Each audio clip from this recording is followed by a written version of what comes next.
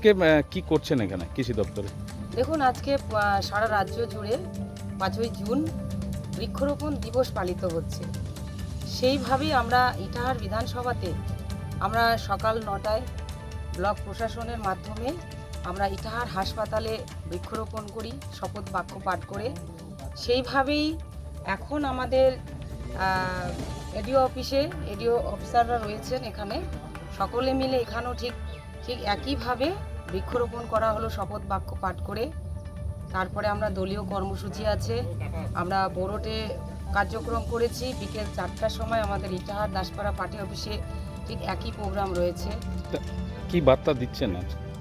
দেখুন, এই পরিবেশকে রক্ষা করার জন্য একমাত্র গাছই শক্তি। এই গাছ আমাদের পরিবেশ থেকে অনেকটাই কমে গেছে, গাছ কেটে ফেলা হচ্ছে। কিন্তু প্রত্যেকটা মানুষের দায়িত্ব একটি গাছ লাগার আগে তার জন্য আমাদের 5টি গাছ যাতে আমরা লাগাতে পারি বা লাগানোটা উচিত।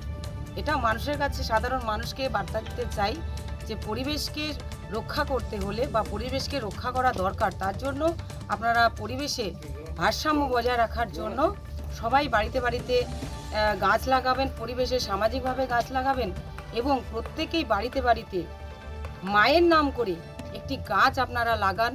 সেই গাছটাকে শুধু লাগিয়ে দিলেই তার দায়িত্ব শেষ হয়ে যায় না, গাছটা যাতে ঠিকভাবে বেড়ে ওঠে, মানুষ হয়ে ওঠে, তার জন্য প্রত্যেকটা মানুষকে সচেতন হয়ে সেই গাছটাকে যত্নার্থী জল দিয়ে বড় করে তোলা প্রত্যেকটা মানুষের দায়িত্ব।